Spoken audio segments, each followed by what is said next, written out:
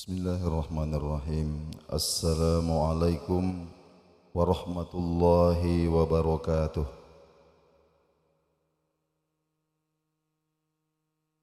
Alhamdulillah. Wassalatu wassalamu ala sayyidina Rasulillah Muhammad ibn Abdullah wa ala alihi wa sahbihi wa man walahu, amma ba'd.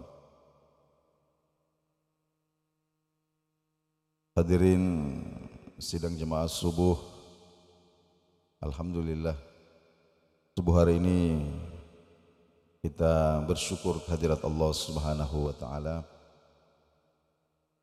Kita disempatkan kembali untuk ruku, bersujud. Ini adalah nikmat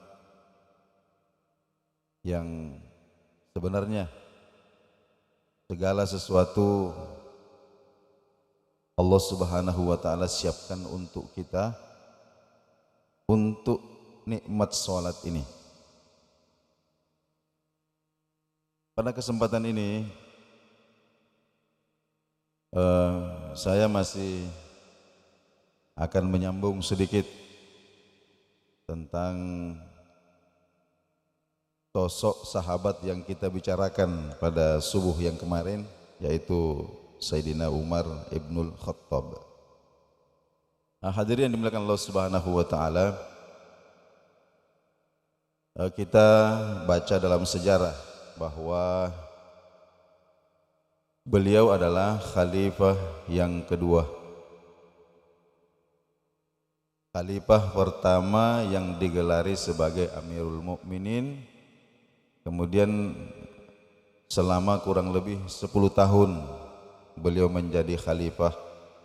Allah Subhanahu wa taala memberikan banyak futuh, banyak penaklukan. Di zaman Umar ibnul Khattab,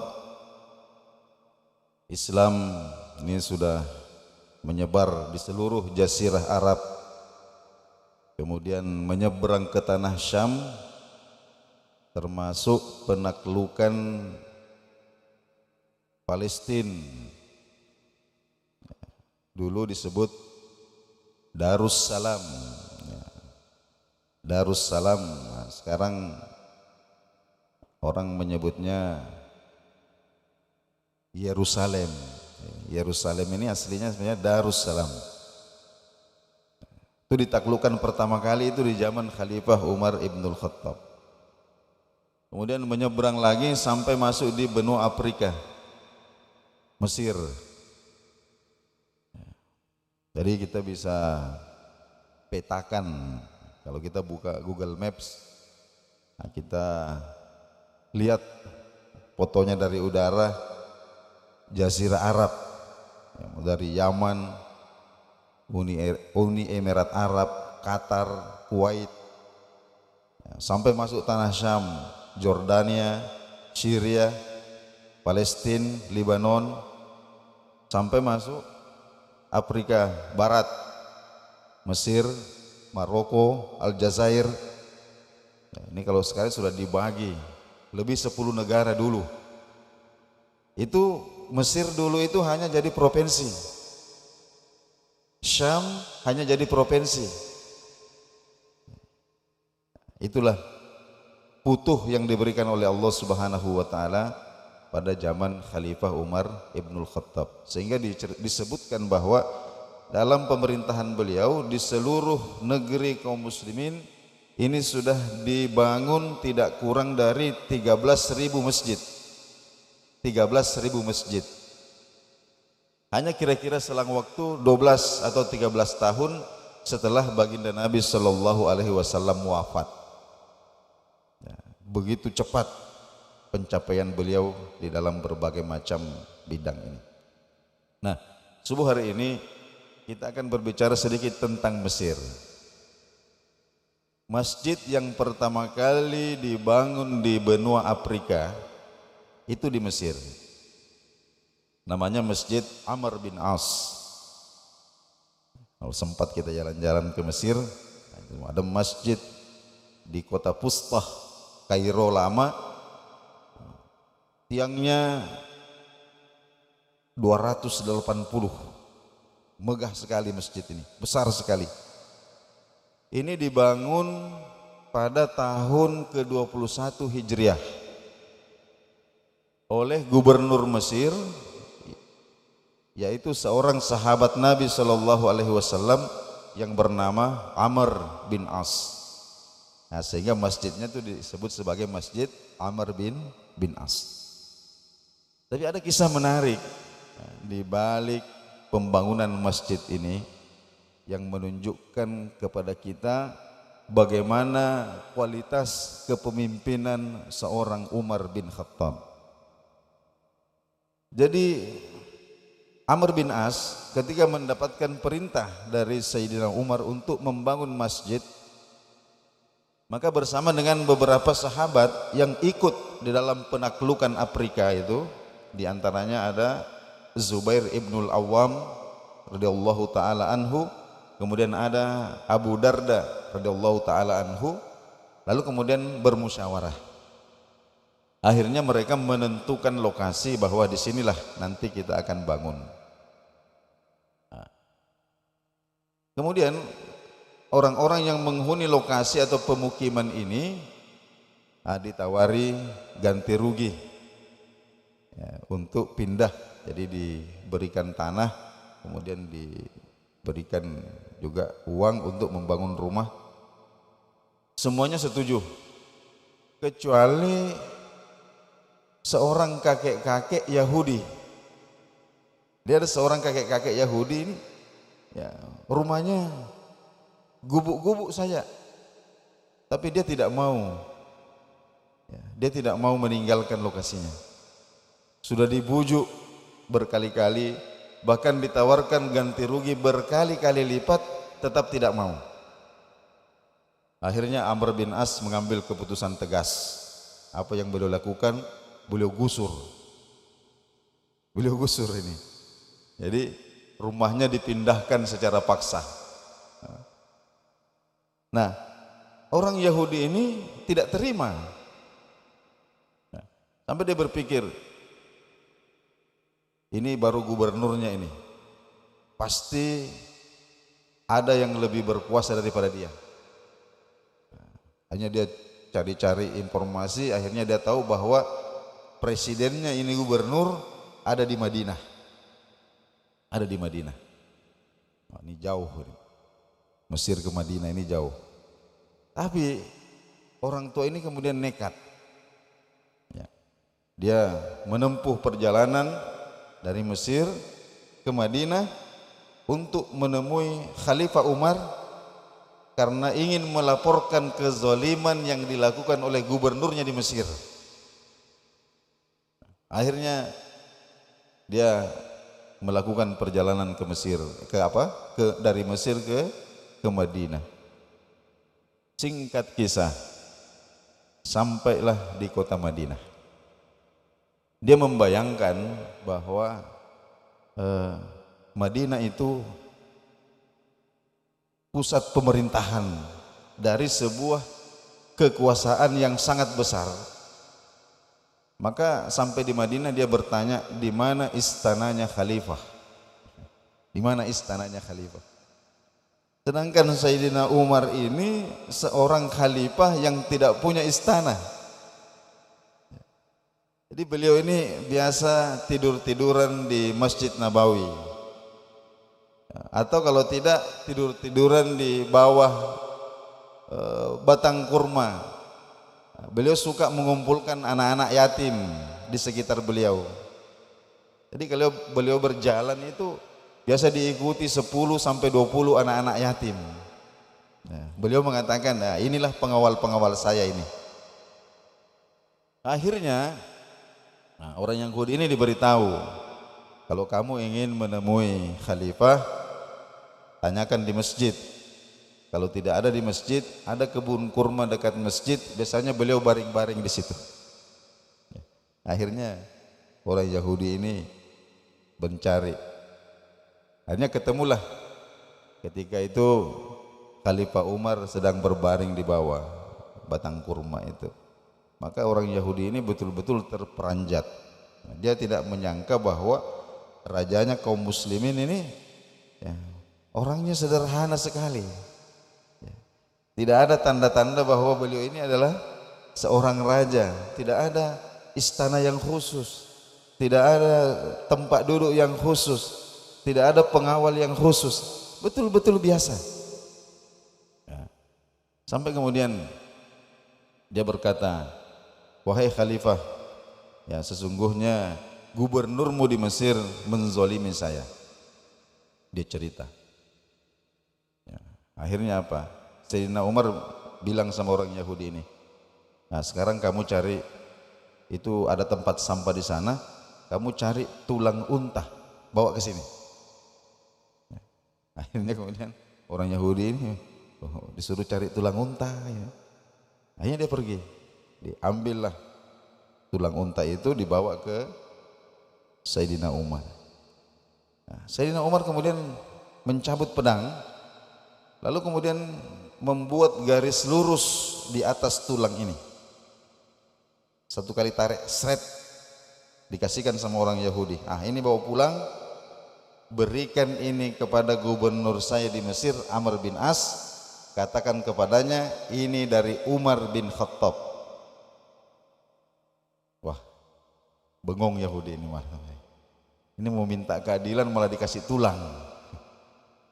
Jadi mengatakan, wahai khalifah, apa yang hendak saya lakukan dengan tulang ini? Umar mengatakan, bawa saja, berikan kepadanya. Kalau dia itu gubernurku, dia pasti mengerti. Dia pasti mengerti. Akhirnya kemudian tulang ini dibawa pulang ke Mesir. Dibawa pulang ke Mesir. Sampai di Mesir, orang Yahudi ini datang kepada Amr bin As. Kemudian dia mengatakan, wahai gubernur, sesungguhnya saya baru pulang dari Madinah. Saya sudah menemui presidenmu, saya sudah menemui bosmu, Umar bin Khattab. Kemudian pesan apa yang kau bawa? Nah, ini katanya ada tulang. Ya. Beliau minta saya sampaikan tulang ini kepada kamu. Kemudian diberikanlah tulang itu kepada Amr bin As. Nah, Amr bin As ini orang yang pemberani sekali dan ahli strategi. Kita tahu beliau banyak menaklukkan kota-kota besar. Ya, beliau banyak memimpin ekspedisi-ekspedisi besar. Bukan kacang-kacang, bukan kaleng-kaleng Amr bin As. Tapi ketika melihat tulang unta ini, mukanya pucat pasi, Pak, gemetar. Gemetar. Sampai orang Yahudi ini heran. Kenapa bisa hanya dengan melihat sepotong tulang ini, orang yang begitu gagah ini sampai pucat pasi, gemetaran karena takut. Dan dia mengatakan, wahai gubernur, kenapa anda begitu cemas, begitu takut kelihatannya? Wah, kamu tidak paham saja, katanya, tulang ini. Ini Sayyidina Umar, Khalifah Umar sedang mengingatkan saya, wahai Amr, kekuasaan itu tidak lama. Pada akhirnya kamu akan mati, dan pada ujungnya nanti kamu hanya akan tersisa tulang belulang seperti ini. Itu peringatan. Kemudian yang bikin saya gemetar ini karena ada garis lurus yang digaris dengan menggunakan pedang. Jadi Khalifah Umar ingin mengatakan kepada saya, wahai Amr, jabatan itu amanah, selama kamu pegang maka luruslah kamu seperti lurusnya garis ini. Dan kalau kamu tidak mau lurus, nanti saya akan luruskan kau dengan pedang saya. Kira-kira itu makna yang tercantum atau tersirat di dalam sepotong tulang unta yang dikirimkan oleh Sayyidina Umar kepada Amr bin As. Akhirnya apa yang terjadi? Hadirin yang dimuliakan Allah Subhanahu wa taala, Amr bin As kemudian membatalkan proyek itu. Jadi rumah orang Yahudi ini dikembalikan lagi di tempatnya. Rumah orang Yahudi dikembalikan lagi di tempatnya. Nah, tapi kemudian ternyata karena peristiwa ini, maka Allah Subhanahu wa taala menjadikan itu asbab datangnya hidayah di hati orang Yahudi ini. Begitu dia menyaksikan bagaimana rajanya orang Islam ini berbeda dengan raja-raja yang pernah dia saksikan di Mesir. Kalau kita paham bahwa Mesir ini adalah peradaban kuno, nah, di sana kita ada peninggalan Fir'aun, bagaimana seorang raja yang sudah mati ini dibikinkan makom yang begitu besar yang disebut sebagai piramida. Jadi piramida itu pemakaman raja-raja.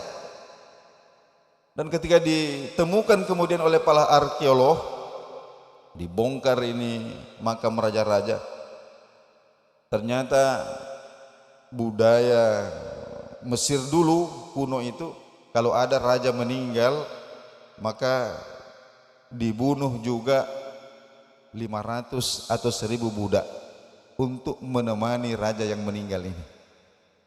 Itu ya. Jadi orang yang mengetahui, kemudian ketika dia menyaksikan bagaimana rajanya orang Islam di Madinah yang istana saja tidak punya, hanya ditemui di bawah batang-batang kurma, hanya berbaring di atas pasir tanpa alas.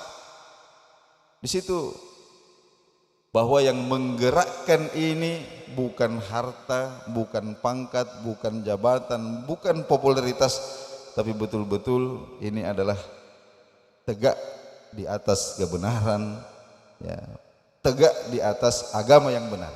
Akhirnya kemudian orang Yahudi ini masuk ke dalam Islam dan menyerahkan tanahnya untuk dibangun masjid. Nah, itu kalau kita jalan-jalan ke Mesir, ada Masjid Amr bin As, itu ada ceritanya seperti itu. Nah, sehingga hadirin yang dimuliakan Allah Subhanahu wa taala, apa yang kita petik pada pembelajaran ini, sesungguhnya ketika kita berbicara tentang Umar ibnul Khattab, bagaimana beliau memimpin selama kurang lebih 10 tahun, kita tidak bisa membayangkan bahwa ada pemimpin yang seperti beliau. Ya, meskipun kita pernah mendengar bahwa ada pemimpin yang katanya mirip dengan Umar ibnul Khattab, barangkali yang mengatakan seperti itu kurang membaca sejarah saja. Ya, jadi menyamakan dengan Umar ibnul Khattab karena suka belusukan, ya, suka ke tempat-tempat kumuh, suka ke tidak. Umar ibnul Khattab, ya, bukan pemimpin yang melakukan sesuatu hanya untuk membuat citra, bukan pencitraan, ya. Tapi beliau ini adalah apa yang beliau perlihatkan di luar dengan apa yang ada di dalam itu sama, persis sama, ya, persis sama. Hadirin yang dimuliakan Allah Subhanahu wa taala, sehingga sangat masyhur juga sebuah kisah beliau bahwa ketika kadang-kadang beliau berbicara tentang siapa kira-kira yang akan menggantikan beliau nanti, maka di antara sahabat ada yang mengatakan, bagaimana kalau putramu? Beliau ini punya putra bernama Abdullah bin Umar. Abdullah bin Umar ini adalah salah seorang sahabat Nabi yang alim, bijaksana, dan punya potensi memimpin seperti ayahnya. Tapi apa kata Umar? Jangan Abdullah, jangan Abdullah. Silahkan usulkan siapa saja, tapi jangan Abdullah. Cukuplah tanggung jawab ini nanti saya yang pikul di hadapan Allah Subhanahu wa taala. Jangan anak saya. Bisa kita buka dalam sejarah bagaimana Umar ibnul Khattab ini. Hadirin yang dimuliakan Allah Subhanahu wa taala, kita ini sekarang berada di ambang untuk memilih pemimpin. Tidak lama lagi, Pak, kita memilih presiden. Saya mengajak kita semua untuk kemudian jangan terlalu mengikuti berita-berita. Ya, mari kita matikan TV, kita tanya hati nurani kita yang paling dalam. Istabti qalbak, ya. Mintalah fatwa kepada hatimu. Hatimu ini, hatimu ini, coba kita lihat mana kira-kira di antara, ya kalau kita lihat wajahnya A, kita lihat wajahnya B, kita lihat mana kira-kira yang hati kita itu tergerak. Coba sekali-sekali kita ikuti kata hati. Kita ikuti kata hati. Karena hati ini, ya, tahu betul jika memang hati kita ini selalu menginginkan kebenaran, menginginkan keadilan, maka pasti akan ketemu dengan orang yang sehati dengan kita. Ya, karena kata Nabi, ar-ruhu jundun mujannadah. Ya, ruh seorang mukmin itu pasti akan mencari, saling mencari dengan ruh yang memiliki kualitas yang sama dengan dia. Pasti itu.